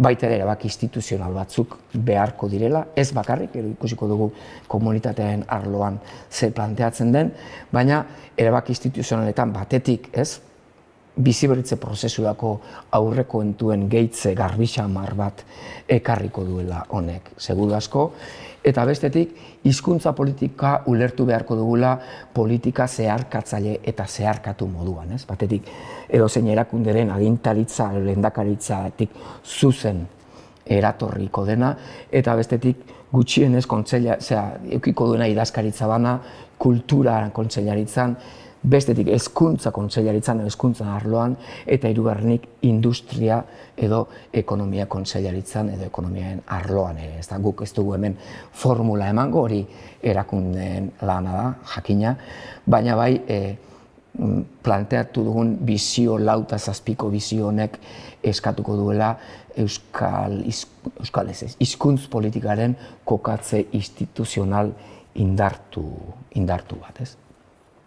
Eta, hori arlo bat baizik ez da, bestetik eragiletza mailan, gero pixkat gehiago sakonduko dugu moduan, honek eskatuko duela euskararen mugimendu dimentsioa indartzea eta eratzea. Bai? Eta, bueno, hortaz zerbait gehiago esango dugu horrelago, eta aldi berean mugimendu dimentsioa parte utzita ere, euskararen eragiletzan ari diren sektore enpresarial, sozial eta gainerakoen barneratzea, bai, bizio berri batek dakartzan implikazioak, eta eragileen mapa ordenatzea, eta zentzu hortan bakoitza berera jartzea. Eragiletzaren mapa buruz ponentzia espezifiko bat garatuko dugu, aurrerago, behar bada datorren urtean, euskararen eragile publiko, sozial eta gainerakoen mapa ere berrikusi beharra dago, badaudelako hor disfuntzionaltasun batzuk eta gauzak hobeto egiteko aukera bat ere, ezta? Gizarte politikak aipatu ditugu beraz batetik, gizarte politiketarako bizio elementu batzuk. Goazen orain aipatzera beste dimentsioa, ezta? Komunitate estrategietarako elementu batzuk, ezta? Datozen arorako edo datorren ziklo edo aro honetarako komunitate estrategien artean elementu bat jarriko dugu lehenik mahai gainean. Uste dugu, datorren aro honetan, euskararen mugimendu dimentsioa indartu behar dugula. Indartu, eta igual aditz zehatzago batekin ere esateko, eratu. Eratze horretan, dimentsio eratze horretan, euskararen ametsa gizartera taupatuko duen gizarte mugimendu bat, gizarte mugimendu bere gain ireki eta zeharkatzaile bat eratzeko beharra aldezten dugula bizio honetan, ezta? Uste dugu mugimendu horrek, euskararen mugimendu dimentsio horrek izan behar duela zeharkatzailea, zabala, baina noski ez dituela horrek inondik ere agortzen euskararen eragiletzako indarrak, diskurtsoak, jarrerak eta posizioak, hau da, kombinatu beharko dugula, batetik, euskararen, hizkuntzaren inguruan, eragile politiko eta sozial bakoitzak bere ahots eta posizio legitimo propioak garatzea, baina bestetik horrekin kombinatu daitekeela oharpen hau, ezta, badela lekua beharra, hiztun komunitatearen abagune honen ikuspuntutik, euskararen mugimendu dimentsioa bizkortuko duen gizarte mugimendu bat eratzeko. Doinu propioa izango duena, gauza askoren besarkatzailea, sentsibilitate desberdin batzuek zeharkatuko dituena, eta bereziki taupatuko duena norabide bat, amets bat, eta utopioa bat, ez? Taupatu eta zainduko dituena, ez? Hau ez da gurpila asmatzea, hori da gizarte mugimendu batek egiten duena, edo zein arlotako gizarte mugimendu batek egiten duena, horixe da, ez da? Eta gure iraganean ere ez gaude zeroan, noski, ez dakit euskara elkarten topagunearen izaera eta espirituan bada hortik desente, bai euskarari ere aspaldiko uina da, ez da? Euskaltzaindiak berak antolatua garai baten, korrikaren tradizio luzea dugu, euskaraldia, baditu mugimendu elementuak hortik zehar, barreiatuago, artikulatuago, baina hemen planteatzen duguna da, datozen arorako behar dugula mugimendu dimentsio hori bizkortu, eta ditugunetatik aurreragoko erreferentzia argiago eta artikulatuago bat eratzea. Mugimendu dimentsio horren zeragin zentraletako bat, ez bere esklusiboki noski, baina bada euskararen norabidea eta ametsa taupatzea, esan berri dugun moduan, eta hontaz ari garenean noski kontakizunaz ari gara, ez da? Kontakizun bizigarri baten ahots ere izan liteke, ez da? Aipatzen ari garen mugimendu dimentsio hau, ez horren ahots bakar, baina bai horren eragile. Bueno, momentu batean, nire jario honetan, luze xamardoan jario honetan, eten moduko bat egin behar du nire azalpenean, tamaina desenteko gogoeta soziologiko, antropologiko, politiko bat egitea dagokigulako, ez da? Edo oharpen bat mahai gainean jartzea dagokigulako ondorio batzuk dituena, ez? Oharpen deseroso xamarra da, oro har bizi gaituen garaiaren espirituaren aurka doalako, eta gure uste bipil batzuk pixkat beheratzen dituelako, ez? Baina behar da esan beharrekoa, eta da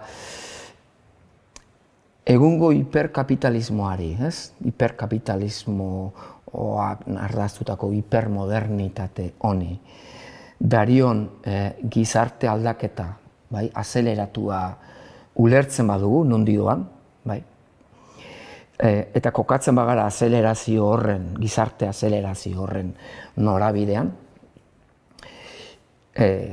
bueno, formula dezakegu, ezta? Teknologia aukerak eta uholde digitalak esan ezagun gero eta gehiago fragmentatutako gizarte batera joan gaitezkela, komunitate zuntzak edo komunitate loturak muturreraino ahuldu ditzakeen gizarte batean, gero eta hiperindividualizatuago, diferituago, mediatizatuago, eta global fragmentatuago edo globalizatuago, fragmentatuago bizi den gizarte batean. Eta hor, bueno, albiste txarrak, esanet, euskarak helduleku edo arrazoi gutxi duela, gizarte logika horren baitan erreproduzitzeko, ez da? Hau da, gizarte burubide hori muturrera eraman da, ez dirudiela euskarak, edo euskara bezalako hizkuntzek etorkizun handirik dutenik, ez? Badira arrazoiak, pentsatzeko euskararen etorkizuna neurri batean, gertuko komunitate bizitzaren etorkizunaren norabide berean joango dela. Edo izatera, edo agortzera. Hau da, gertuko komunitate bizitza irentziko duen zibilizazio moduak, edo erabat irentziko duen zibilizazio moduak, euskara ere irentziko duela. Baina behar bada alderantziz da iradokitzaileagoa, alderantziz formulatzea, eta da, hizkuntzaren aldeko bulkadako, hizkuntzaren aldeko lanak eta ametsak, baduela zerikusia, sakonago edo zabalago, nolabait, komunitate bizitza, gertuko bizitza, herri bizitzaren aldeko zibilizazio lehia zabalago batekin, ez da? Eta horrek, oharpen horrek, gauza askoren eskema aldatzea bakar, ez? Ez gara sartuko hemen behar da ur sakonegietan, baina bai, nolabait hori iradokitzea, ez da? Kulturgintza bera pentsatzeko eredua adibidez aldatzea ekar dezakela, eta zenbat pisu eman behar diegun kultura komertzialari, beti marginalak izango garen gune horretako kultura komertzialari, eta zenbat bestelako kultura komunitarioari, eta abar, ez? Baina gauza berpentsatzera deitzen gaitu baita ere oharpen zibilizazional, soziologiko, antropologiko horrek, ez da? Eta euskararen komunitate estrategiak, uste dugu intuizio horri ere, ez horri bakarri, baina horri ere erantzun behar diola, ez da? Zentzu horretan, gizarte euna, edo gizarteko komunitate euna zaindu, berrasmatu, berritu eta sortzearekin zerikusia handia izango duela euskararen estrategiak, euskararen komunitate estrategiak angelu horretatik begiratuta, ez? Ematen du etorkizunean euskararen komunitateak eta tartean euskararen tokiko komunitateak zera esango diola euskaliztunari, esatea, bai, komunitate virtualean euskara marginala izango da eta arlo askotan residuala, ez da. Eta ibili zaitez eta murgildu zaitez globalitate virtualean eta horretarako hizkuntza asko beharko dituzu, ez da. Eta euskara oso txikia izango da hor, ez. Baina hori egiten duzun aldi berean, euskararen komunitateak beste gonbidapen bat luzatzen dizu, eta da, bizi herrian.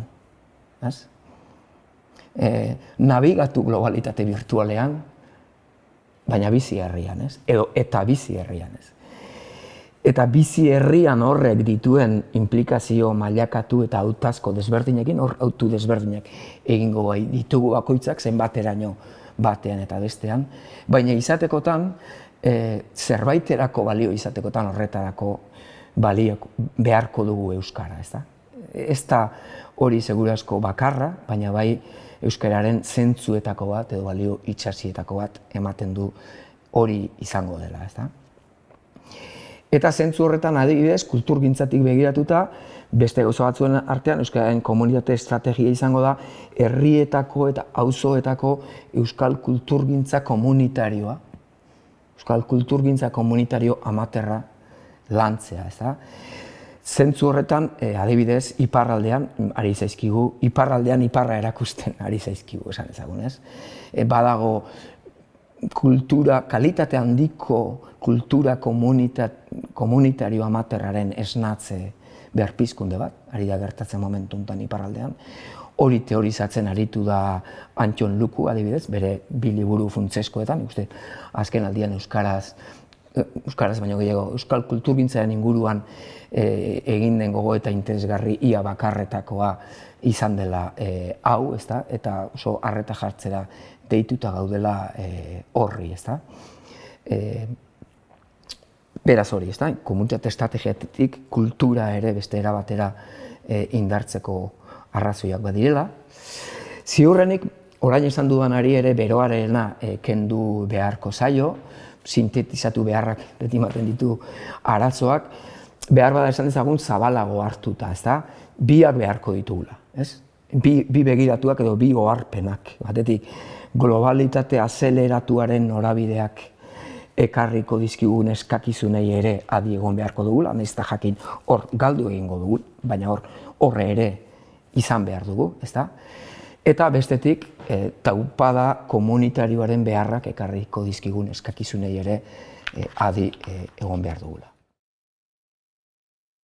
Sintetikoki aletzen ari garen etorkizun ikuspegi honek badakar baita ere helburu iparren irudikapen bat, ezta? Helburu sorta bat jartzen du mahai gainean, 20-25 urteko aro bati begira, ezta? Zati hau importantea da, ezta? Zein izan liteke 25-30 urteko zikloaren helburu edo ipar irudikapen bat, ezta? Euskal hiztun osoen nukleo sendo bati oinarria ematea, bai? Hiztun osoen nukleo sendo hori erreproduzitu eta elikatzea, ezta? Hiztun osoak lehen pixkat aipatu dugu, ezta?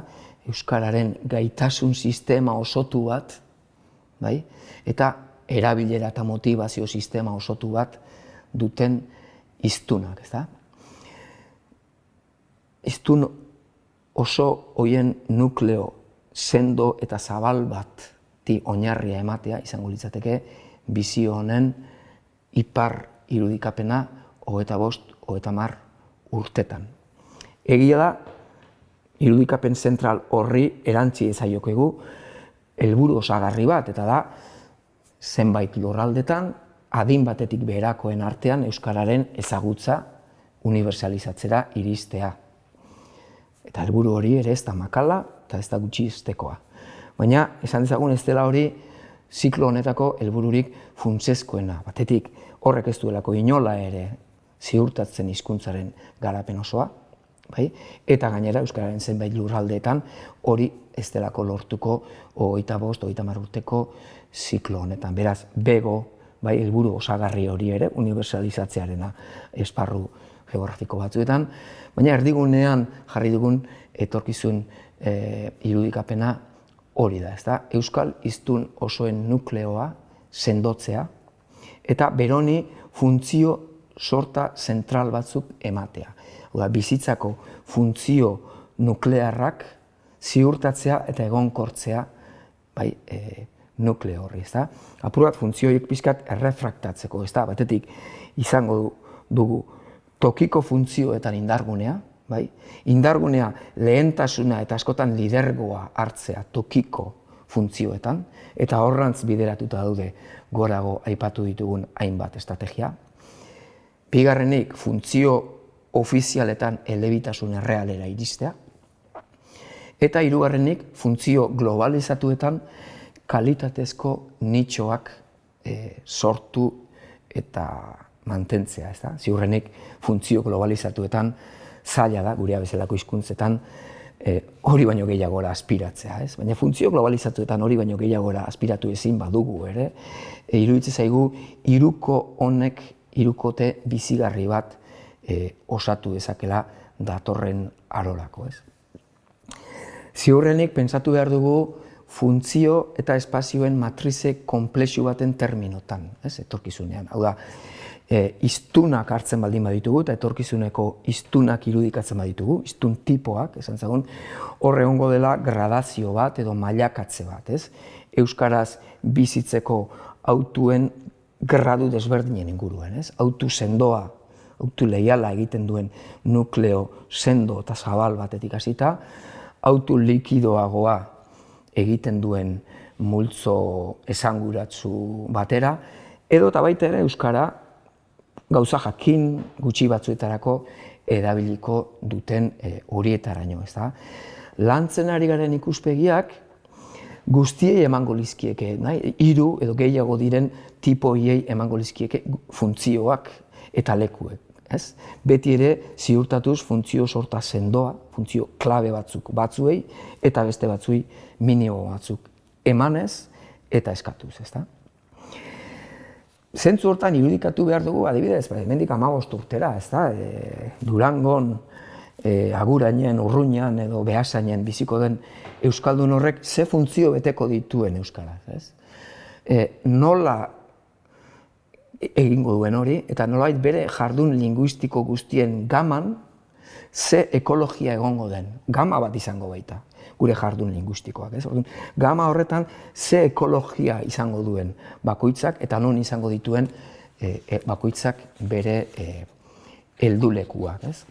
Egin dugun irudio hau ez da oso landua, ez? Asko landu gabeko adibide hipotetikoa da, esaten ari garena pixka bat ilustratzeko, ez? Ez dugu ontzi guztiak beteta duenik irudikatuko, inongo hizkuntzetan, gu ere gaur egun ere euskal hiztun gotorrenok ere ez baikara hori, ez da? Baina kontua da, hiztun osoak, hiztun potenteak izan gaitezkela funtzio sorta nuklear batekin. Eta aldi berean, gure gizarteko beste hiztun tipoei ere ziurtatu dizekegula elikadura bat, zentzu bat, eta komunitate honetan engantxe minimo bat eskaintzea, ez da? Hau da, hiztun hautuaren gradu desberdinek osatuko dutela gizartea eta komunitatea, baina bizio honek ziurtatuko luke euskal hiztun izateko hautu sendoa egiten dutenak batetik erreproduzio sistema sendoa izatea, mailaketan urrunago dauden bestelako hiztun tipoek funtzio importante batzutarako irizpidea izatea, eta urrunen dagoenari ere, nolabait esan da, gainerako geruza guztietan ere funtzio bat edo bestetan euskarak presentzia eta aukera izatea, ez da? Jarri daitezke 1000 adibide, baina batek askok esan dezake, nik euskaraz ikasi nuen minimo bat, baina baitu ni familian ez dut erabiltzen, kuadrilan ez dut erabiltzen, lagun artean ere ez, euskara ez da nire autu hizkuntza gauza gehienetan, baina eskema honek eta bizio honek horri ere esan dezioke, bueno, ondo, baina begira, futboleko entrenatzailea bazara, hor duzu behar bat eta aukera bat euskararen engantzatzeko, ezta? Edo lanean, funtzio jakin honetan, euskararekin loturatxo bat daukazu eta beharko duzu, ezta? Zentzu horretan, honek nolabait emango lioke kasu horretan, ezta? Futbol taldearen kasu hipotetiko horretan euskarari ematen dio esparru bat, gizarte horri eta gizarte barruko jendarte jakin horri ematen dio integraziorako bide bat, eta pertsona horri ematen dio euskaratik guztiz ez desengantzatzeko lotura bat, ez? Gauza jakina da gero, lurralde desberdinetan, elebitasun eta eleaniztasun maila desberdinak egongo direla, eta autu hauen gradazioak ere desberdinak izango direla, ez da? Baina guztiarekin, etorkizun ikuspegi honek erdigunean jartzen du ziurtatzea 25-30 urteko ziklo honetan euskararen erreproduzio sistema indartzen dela eta gradazio desberdinetan izanik ere euskaraz bizitzeko hautua egin duen komunitateari, euskaraz bizitzeko hautua egin duen komunitate haren zati sendo eta zabal horri, batetik bideragarritasuna eskaintzea, eta bestetik bulkada elikatzea. Eskolaz bizitzeko autu sendoa egin duen komunitate nukleoari, komunitatearen nukleoari bideragarritasuna eskaintzea, hori gizarte politikaren lana da. Gizarte politikak lortu behar du guri, ziklo honetan. Eta horri, nukleo horri bulkada elikatzea berriz, komunitate estrategien zeregina da. Eta honekin, etorkizun ikuspegi honek, 30 urteko ziklo baterako planteatzen dugun honek, zera bilatzen du. Euskararen komunitatea hurrengo arora sendo joatea. Hurrengo aroa diagunean zertaz ari gara, zer espero dugu eta zerk espero gaitu. Hementiko 30 urtera, auskalo, ez da? Involuzio zentralizatzaile bat, adibidez Espainian, proiektu europararen porrota, sistema globalaren kolapsoa, indar batzuk dioten moduan, transizio zibilizazional traumatiko bat, buru jabetzareko abaguneak, globalizazio mendebalarraren garaipen area handiago bat, bueno, ez dakigu zer datorren, ez da? Baina plantea dezakegu datorren aro honetan, zapaltzen dugun zoru prekario honetan, hurrengo arora sendoago iristea. Han hartu behar diren erabakiak hartzeko. Bukatzen hasteko,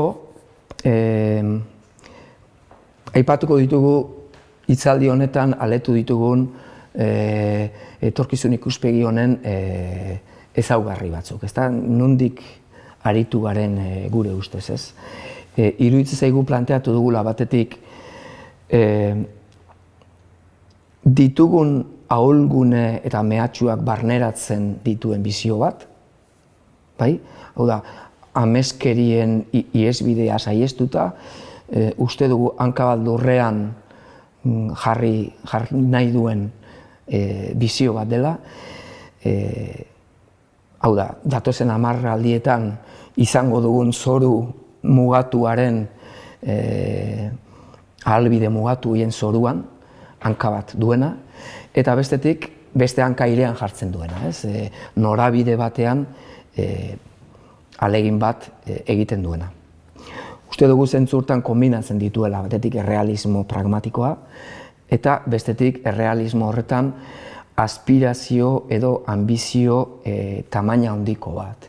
Hau da, uste dugu desafio eta etxeko lan zail eta handiak planteatzen ditugula etxe barrurako, bai euskalgintzaren sektoretarako, bai mugimendu balizko baterako eta bai gure klase politikorako.